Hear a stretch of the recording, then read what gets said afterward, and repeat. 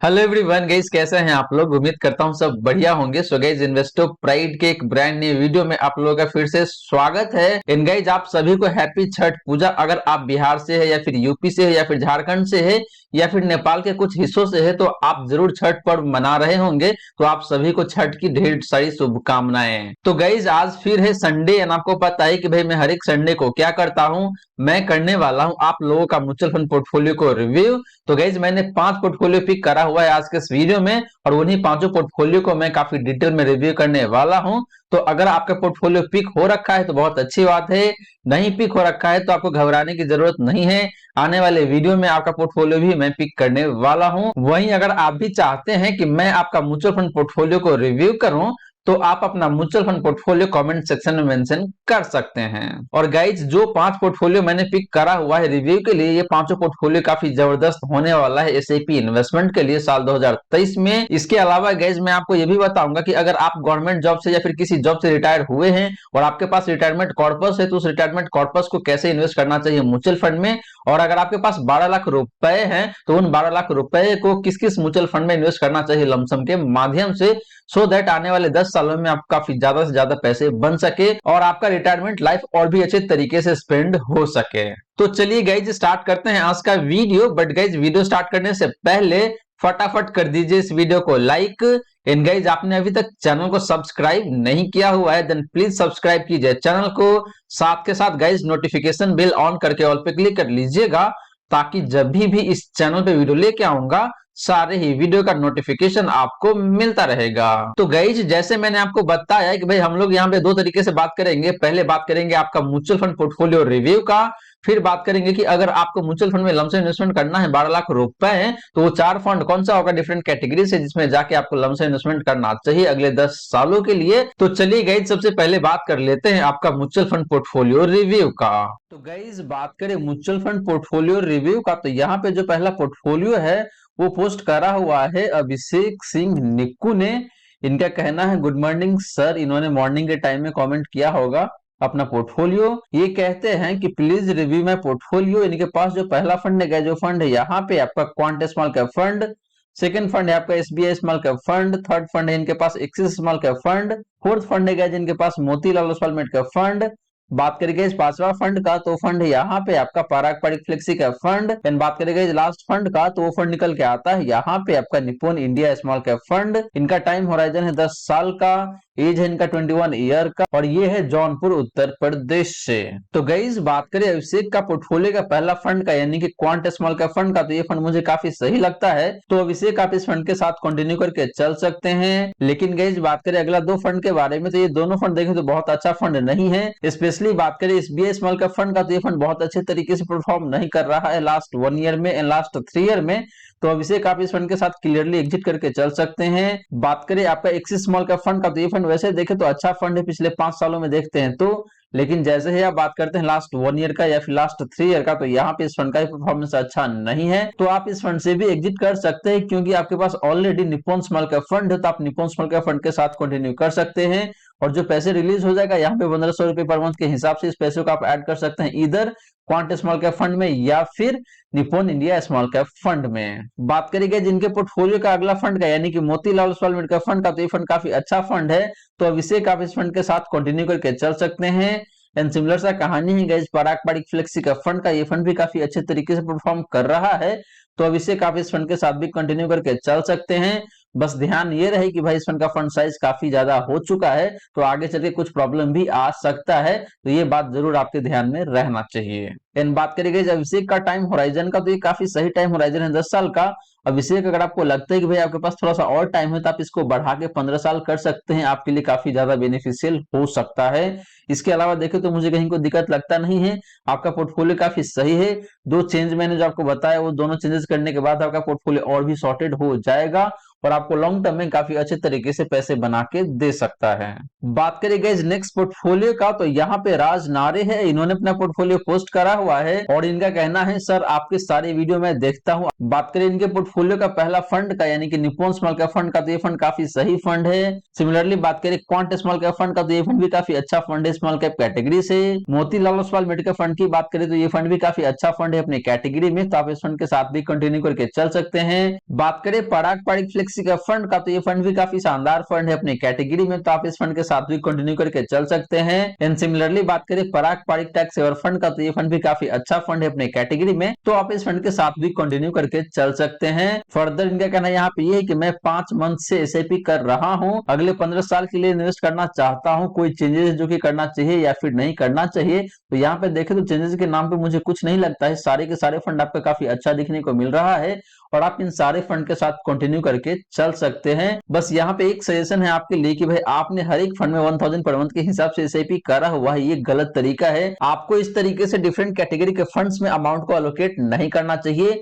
आपको देखना पड़ेगा कि भाई आपका रिस्क क्या है, आप कितना ज्यादा रिस्क ले सकते हैं, कितना कम रिस्क ले सकते हैं। ऑन दैट बेसिस आप डिसाइड कर सकते हैं कि भाई आप किस कैटेगरी के फंड में कितना ज्यादा पैसे डालना चाहते हैं। अगर आपका रिस्क प्रोफाइल हायर साइड में आता है, इन दैट केस आप mid cap and small cap category के फंड में ज्यादा पैसे डाल सकते हैं। वहीं अगर आपका रिस्क प्रोफाइल मॉडरेट है या फिर लोअर साइड में आता है, इन दैट केस आप लार्ज कैप या फिर जो फ्लेक्सी कैप फंड है वहां पे पैसे ज्यादा बढ़ा सकते हैं एंड स्मॉल कैप में एंड मिड कैप में रिलेटिवली कम पैसे डाल सकते हैं। तो आपको अपना रिस्क प्रोफाइल चेक करना पड़ेगा कि भाई आप कितना रिस्क ले सकते हैं। ऑन दैट बेसिस आप डिसाइड कर सकते हैं कि भाई आपको किस फंड में कितना पैसे डालना है। इसके अलावा देखें तो मुझे कहीं कोई दिक्कत लगता नहीं है, आपके सारे के सारे फंड काफी अच्छा फंड है, तो आप सारे फंड के साथ कंटिन्यू कर सकते हैं।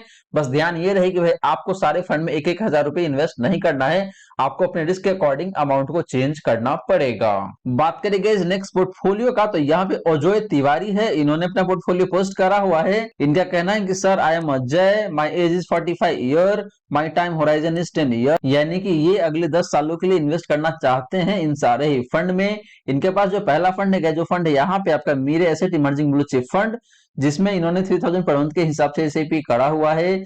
सेकंड फंड इनके पास यहाँ पे पराग पारिक फ्लेक्सी का फंड, जिसमें इन्होंने 2000 पर मंथ के हिसाब से एसआईपी करा हुआ है। फिर इनके पास यहाँ पे एसबीआई स्मॉल कैप फंड, फिर है Tata small cap fund and last fund है यहाँ पे इनके पास टाटा टेक्नोलॉजी फंड, जिसमें इन्होंने 2000 पर मंथ के हिसाब से एसआईपी करा हुआ है। तो बात करें गाइस इनके पोर्टफोलियो का पहला फंड का यानी कि Mirae asset emerging blue chip fund का, तो ये फंड देखे तो वैसे काफी सही फंड है, लॉन्ग टर्म में काफी अच्छे तरीके से परफॉर्म करके दिया हुआ है। लेकिन जैसे ही आप बात करते हैं लास्ट 1 ईयर का या फिर लास्ट 3 ईयर का, तो यहाँ पे इस फंड ने उतना अच्छा परफॉर्म नहीं करा हुआ है। तो मेरा सजेशन यहाँ पे ये है कि अगर आपको इस फंड में ज्यादा टाइम हो चुका है और आपको रिटर्न अच्छा नहीं मिल रहा है, इन दैट केस आप इस फंड से एग्जिट करके स्विच कर सकते हैं Nippon India large and mid cap fund के साथ, वो ज्यादा बेहतर ऑप्शन रहेगा आपके लिए। बात करें गाइस सेकंड फंड का यानी कि पराग पारिक फ्लेक्सी का फंड का, तो ये फंड काफी सही है, तो आप इस फंड के साथ कंटिन्यू करके चल सकते हैं।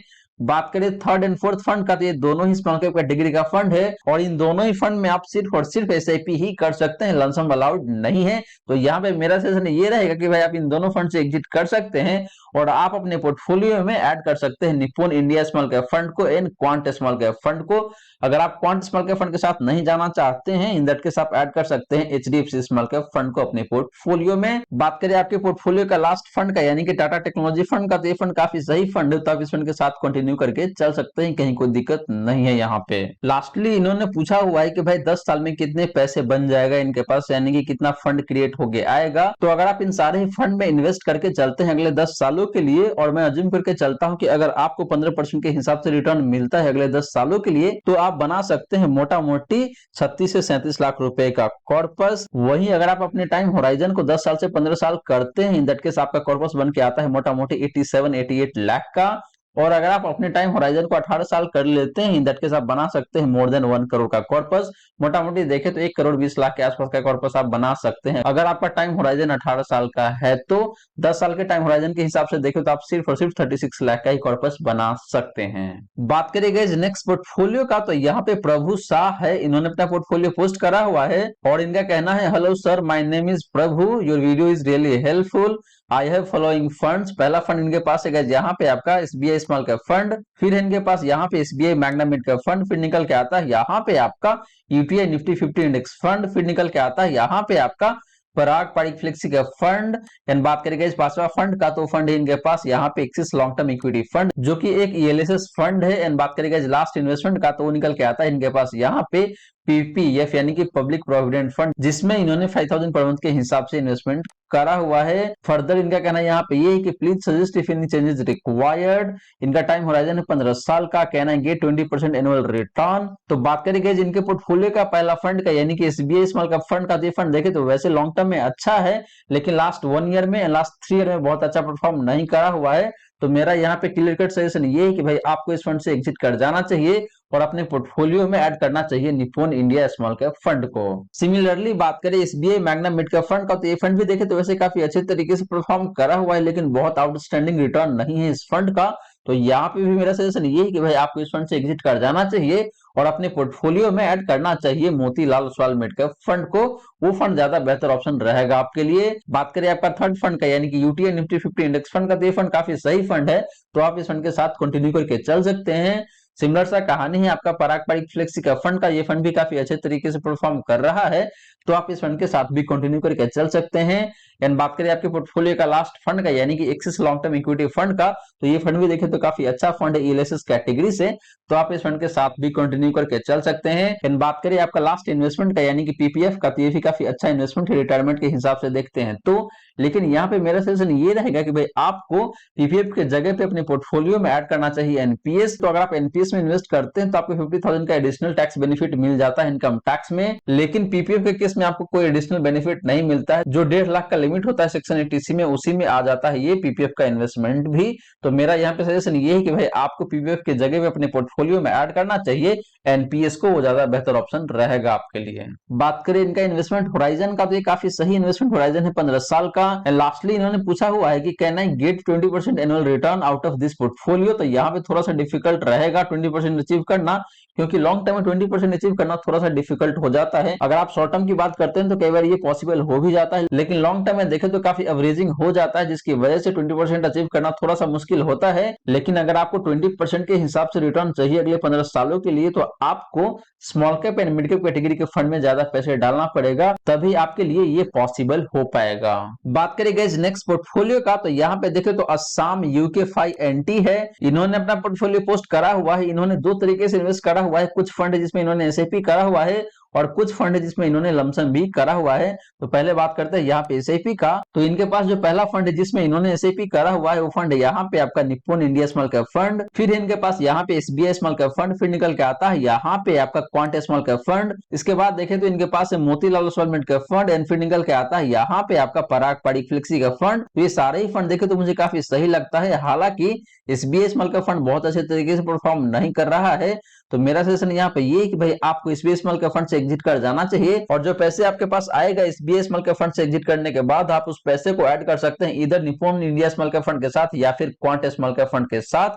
ये ज्यादा बेहतर ऑप्शन रहेगा आपके लिए। बात करेंगे जिनका लमसम इन्वेस्टमेंट का, तो इन्होंने SBI Magna mid cap fund में 3 लाख रुपीज इन्वेस्ट करा हुआ है या फिर 30,000 है ये। फिर क्वांट मिड कैप फंड में भी इन्होंने 30,000 इन्वेस्ट करा हुआ है। एंड बात करें लास्ट फंड का यानी कि एक्सिस स्मॉल कैप फंड का, तो यहाँ पे भी इन्होंने 30,000 रुपए इन्वेस्ट करा हुआ है। तो ये तीनों ही फंड देखे तो वैसे काफी सही फंड है। तो आपका जो लमसम इन्वेस्टमेंट है इन तीनों ही फंड में, आप इन तीनों ही फंड को कंटिन्यू करके चल सकते हैं, मुझे कहीं कोई दिक्कत लग नहीं रहा है यहाँ पे। फर्दर इन्होंने लिखा हुआ है कि can I continue in this fund, तो बिल्कुल आप कंटिन्यू करके चल सकते हैं। एसआईपी केस में मैंने आपको एक सजेशन दिया है कि भाई आपको स्पेस स्मॉल कैप फंड से एग्जिट कर जाना चाहिए, और जो पैसे बच जाएगा उस पैसे को आप ऐड कर सकते हैं इधर Nippon India small cap fund के साथ या फिर क्वांट स्मॉल कैप फंड के साथ। एंड इसके बाद देखें तो यहाँ पे इन्होंने मेंशन करा हुआ है कि भाई आई एम योर सब्सक्राइबर, जो कि काफी अच्छी बात है। Thank you so much for subscribing my channel. जिन लोगों ने भी इस चैनल को अभी तक सब्सक्राइब नहीं किया हुआ है, देन प्लीज सब्सक्राइब कीजिए चैनल को।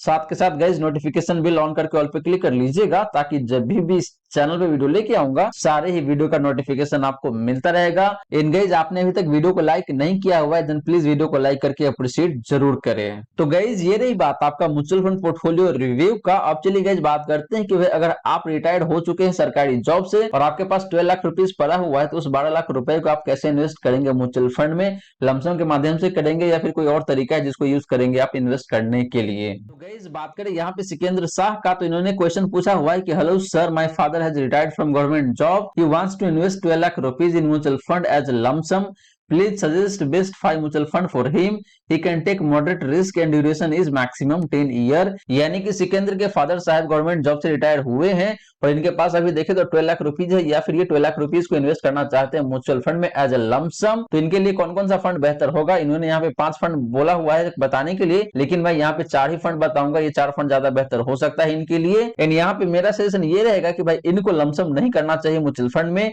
इनको यहाँ पे एसटीपी यूज करना चाहिए, यानी कि सिस्टमेटिक ट्रांसफर प्लान यूज करना चाहिए, वो ज्यादा बेहतर ऑप्शन रहेगा इनके लिए। इसके लिए पहला स्टेप ये है कि भाई इनको एक एफडी कराना चाहिए किसी बैंक में जाके, और वहां पे बेसिकली आपका जो ऑटो स्विप का ऑप्शन होता है उसको इनेबल करवा लेना चाहिए, और वहीं से अमाउंट को सिस्टमेटिकली रूप में ट्रांसफर करना चाहिए म्यूचुअल फंड में। तो ऐसा करने से क्या होगा कि भाई जो एफडी का इंटरेस्ट है वो भी मिलेगा, और साथ के साथ म्यूचुअल फंड में भी पैसे इन्वेस्ट होता रहेगा धीरे धीरे करके। तो गैस यहाँ पे मैं इनको 4 फंड बताने वाला हूं, और गैस हम लोग 2 तरीके से बात करेंगे। पहले बात करेंगे आपका हिस्टोरिकल रिटर्न का, फिर बात करेंगे इन चारों ही फंड का डिफरेंट रिस्क रेशियोज का। तो पहले बात कर लेते हैं हिस्टोरिकल रिटर्न का। तो जो पहला फंड मैंने चूज करा हुआ है वो फंड है यहाँ पे आपका Nippon India large cap fund. बात करेंगे निप्पॉन लार्ज कैप फंड का हिस्टोरिकल रिटर्न का, तो लास्ट 1 ईयर में जो परफॉर्मेंस निकल के आता है इस फंड का, वो निकल के आता है यहाँ पे आपका 19.54% का। पिछले 3 सालों में इस फंड ने काफी अच्छा रिटर्न बना के दिया हुआ है, मोटा मोटी 25.5% का। एंड बात करेंगे पिछले 5 सालों का, तो यहाँ पे भी रिटर्न काफी शानदार निकल के आता है, मोटा मोटी 16% का। तो gas Nippon large cap fund ने अपने कैटेगरी में काफी शानदार तरीके से रिटर्न बना के दिया हुआ है, वो चाहे बात करें लास्ट 1 ईयर का, या फिर लास्ट 3 ईयर का, या फिर लास्ट 5 ईयर का। बात करेंगे सेकंड फंड का, तो फंड निकल के आता है यहाँ पे आपका Parag Parikh flexi cap fund. इन बात करेंगे इस फंड का हिस्टोरिकल रिटर्न का, तो लास्ट 1 ईयर में जो परफॉर्मेंस निकल के आता है इस फंड का, निकल के आता है यहाँ पे आपका 25.79% का। पिछले 3 सालों में इस फंड ने आपको ऑलमोस्ट 24% का रिटर्न बना के दिया हुआ है। एंड बात करेंगे पिछले 5 सालों का, तो यहाँ पे भी रिटर्न काफी शानदार निकल के आता है, मोटा मोटी 22.5% का। तो पराग पारिक फ्लेक्सी का फंड का भी रिटर्न काफी शानदार निकल के आता है अक्रॉस दी टाइम फ्रेम, और चाहे बात करें आप लास्ट 1 ईयर का, या फिर लास्ट 3 ईयर का, या फिर लास्ट 5 ईयर का। बात करेंगे इस तीसरा फंड का, तो फंड निकल के आता है यहाँ पे आपका HDFC mid cap opportunity fund. And बात करेंगे इस फंड का लास्ट 1 ईयर का परफॉर्मेंस का, तो निकल के आता है यहाँ पे आपका 36.85% का, मोटा मोटी 37% कह सकते हैं आप। बात करेंगे पिछले 3 सालों का परफॉर्मेंस का, तो ये भी काफी शानदार निकल के आता है, मोटा मोटी 33.5% का। एंड बात करेंगे पिछले 5 सालों का, तो यहाँ पे भी रिटर्न काफी शानदार निकल के आता है, मोटा मोटी 22.5% का। तो gas HDFC mid cap fund ने भी अक्रॉस द टाइम फ्रेम काफी शानदार तरीके से परफॉर्म करके दिया हुआ है, और चाहे बात करें आप लास्ट 1 ईयर का, या फिर लास्ट 3 ईयर का, या फिर लास्ट 5 ईयर का, सारे ही टाइम फ्रेम में इस फंड ने भी काफी अच्छे तरीके से परफॉर्म करके दिया हुआ है। एंड आगे चल के आपको पता चलेगा कि भाई इन सारे ही फंड का रिस्क रेशियोज भी काफी अच्छा दिखने को मिलता है। बात करेंगे लास्ट फंड का, तो फंड निकल के आता है यहाँ पे आपका स्मॉल कैप कैटेगरी से, और उस फंड का नाम है यहाँ पे आपका axis small cap fund. And बात करेंगे जिस फंड का लास्ट 1 ईयर का परफॉर्मेंस का, तो निकल के आता है यहाँ पे आपका 30.04% का। पिछले 3 सालों में देखे तो इस फंड ने आपको ऑलमोस्ट 33% का रिटर्न बना के दिया हुआ है। एंड बात करेंगे पिछले 5 सालों का, तो यहाँ पे भी इस फंड का परफॉर्मेंस काफी शानदार दिखने को मिल जाता है 27.5% का। तो गाइस ये रही बात आपका इन चारों ही फंड का हिस्टोरिकल रिटर्न का, और गाइस यहाँ पे देखे तो ओवरऑल ये चारों ही फंड काफी अच्छा परफॉर्म करके दे रहा है, वो चाहे बात करें पिछले 1 साल का, या फिर पिछले 3 सालों का, या फिर पिछले 5 सालों का, हर एक टाइम फ्रेम में चारों ही फंड ने काफी शानदार तरीके से परफॉर्म करके दिया हुआ है। वहीं बात करेंगे रिस्क रेशियोज का, तो पहले बात करते हैं निप्पॉन लार्ज कैप फंड का स्टैंडर्ड डिवीजन का, तो निकल के आता है यहाँ पे आपका 15.5 का। बात करेंगे इस फंड का साफ रेशियो का, तो ये भी काफी अच्छा दिखने को मिल जाता है 1.45 का। एंड बात करेंगे अल्फा का, तो ये भी काफी शानदार दिखने को मिल जाता है मोटा मोटी 7% का। तो gas Nippon large cap fund का स्टैंडर्डाइजेशन भी काफी अच्छा है, साफ रेशियो भी काफी अच्छा दिखने को मिलता है। एंड इस फंड का अल्फा भी देखे तो काफी शानदार निकल के आता है गैस मोटा मोटी 7% का। बात करेंगे इस पराग पारिक फ्लेक्सी का फंड का स्टैंडर्डाइजेशन का, तो निकल के आता है यहाँ पे आपका 11.65 का। बात करेंगे इस फंड का साफ रेशियो का, तो ये भी काफी शानदार दिखने को मिल जाता है 1.56 का। एंड बात करेंगे इस फंड का अल्फा का, तो ये भी काफी अच्छा दिखने को मिलता है 7.53% का। तो गैस पराग पारिक फ्लेक्सी का फंड का भी रिस्क रेशियोज काफी शानदार देखने को मिल जाता है, वो चाहे बात करें आप डिवीजन का, या फिर साफ रेशियो का, या फिर अल्फा का। इनफैक्ट गैस पराग पारिक फ्लेक्सी का फंड का डिवीजन सबसे कम दिखने को मिलता है अपने कैटेगरी में। इसका मतलब ये है कि भाई इस फंड का रिटर्न काफी कम वोलेटाइल रहता है। बात करेंगे एचडीएफसी मिड कैप फंड का डिवीजन का, तो निकल के आता है यहाँ पे आपका 15.17 का। बात करेंगे जिस फंड का साफ रेशियो का, तो ये भी काफी शानदार दिखने को मिल जाता है 1.72 का। एंड बात करेंगे जिस फंड का अल्फा का, तो ये भी काफी अच्छा दिखने को मिलता है, मोटा मोटी 4% का। तो गाइज एचडीएफसी लिमिटेड का फंड का भी रिस्क रेशियो देखे तो काफी शानदार दिखने को मिल जाता है, चाहे बात करें डिवीजन का या फिर शार्प रेशियो का या फिर अल्फा का। बात करें गाइज एक्सिस स्मॉल का फंड का डिवीजन का, तो निकल के आता है यहाँ पे आपका 12.95 का। बात करें गाइज इस फंड का शार्प रेशियो का, तो निकल के आता है यहाँ पे आपका 1.98 का। एंड बात करेंगे जिस फंड का अल्फा का, तो ये भी काफी शानदार दिखने को मिल जाता है, मोटा मोटी 7 से 8% का कह सकते हैं, मोटा मोटी 7.5 से 8% कह सकते हैं आप। तो गाइज ये रही बात आपका इन चारों ही फंड का हिस्टोरिकल रिटर्न का एंड डिफरेंट रिस्क रेशियोज का। एंड गाइज यहाँ पे देखे तो मुझे ओवरऑल ये चारों फंड काफी अच्छा देखने को मिलता है। अगर आप एक मॉडरेट रिस्क इन्वेस्टर है तो आपके लिए चारों फंड काफी शानदार हो सकता है। लास्ट 1 ईयर में, लास्ट 3 ईयर में एक्सिस स्मॉल का फंड का रिटर्न बहुत शानदार नहीं है, लेकिन जैसे ही आप बात करते हैं पिछले 5 सालों का, तो यहाँ पे रिटर्न काफी जबरदस्त देखने को मिल जाता है इस पर्टिकुलर फंड का। इसके साथ साथ देखे गए तो इन चारों ही फंड का रिस्क रेशियोज भी काफी रिजनेबल देखने को मिल जाता है, वो चाहे बात करें परसेंट डिवीजन का या फिर शार्प रेशियो का या फिर अल्फा का। हर एक महीने में देखें तो ये चारों फंड मुझे काफी अच्छा लगता है एक मॉडरेट रिस्की इन्वेस्टर के लिए। तो गाइज ये रही सारी की सारी बातें जो हमने किया आज के इस वीडियो में। और गाइज यहाँ पे मैंने आपको 5 म्यूचुअल फंड पोर्टफोलियो रिव्यू करके दिया है, और जिसका भी पोर्टफोलियो मैंने पिक करा है आज के इस वीडियो में, प्लीज जाके अपने पोर्टफोलियो में रिस्पेक्टिव चेंजेस कर ले। इसके बाद आपका पोर्टफोलियो काफी सॉर्टेड हो जाएगा और लॉन्ग टर्म में आपको काफी अच्छे तरीके से रिटर्न बना के दे सकता है। इसके अलावा गाइज मैंने आपको यह भी बताया कि भाई अगर आपके पास रिटायरमेंट कॉर्पस है 12 लाख रुपए को, तो कौन सा तरीका है जिसको यूज करके आप म्यूचुअल फंड में इन्वेस्ट कर सकते हैं। वो चाहे बात करें आप एसटीपी का यानी कि सिस्टमैटिक ट्रांसफर प्लान का या फिर लमसम इन्वेस्टमेंट का, दोनों में से क्या बेहतरीन हो सकता है, और 4 कौन कौन सा फंड होगा डिफरेंट कैटेगरी से जिसमें जाके आपको इन्वेस्टमेंट करना चाहिए, सो दैट आने वाले अगले 10 सालों में आप काफी अच्छे तरीके से प्रॉफिट बना सके इन चारों ही म्यूचुअल फंड से, और आपका रिस्क लेवल भी काफी मिनिमाइज्ड रहे गाइस। तो गाइज आशा करता हूं जितनी भी बातें मैंने बताने की कोशिश किया है, सारी की सारी बातें आपको समझ में आ गया होगा। मन में अगर कोई डाउट है, कोई क्वेश्चन है, तो कमेंट सेक्शन में पूछ लीजिए। वहीं गाइज वीडियो अच्छी लगी हो तो वीडियो लाइक करके अप्रिशिएट जरूर करें। एंड गाइज आपने अभी तक चैनल को सब्सक्राइब नहीं किया हुआ है, देन प्लीज सब्सक्राइब कीजिए चैनल को। साथ के साथ गाइज नोटिफिकेशन बेल ऑन करके ऑल पे क्लिक कर लीजिएगा, ताकि जब भी इस चैनल पे वीडियो लेके आऊंगा सारे ही वीडियो का नोटिफिकेशन आपको मिलता रहेगा। वहीं गाइज अगर आप भी चाहते हैं कि मैं आपका म्यूचुअल फंड पोर्टफोलियो को रिव्यू करूं, तो आप अपना mutual fund portfolio comment section में मेंशन कर सकते हैं। So guys thank you so much for watching this video. मिलते हैं अगले वीडियो में। जय हिंद, जय भारत।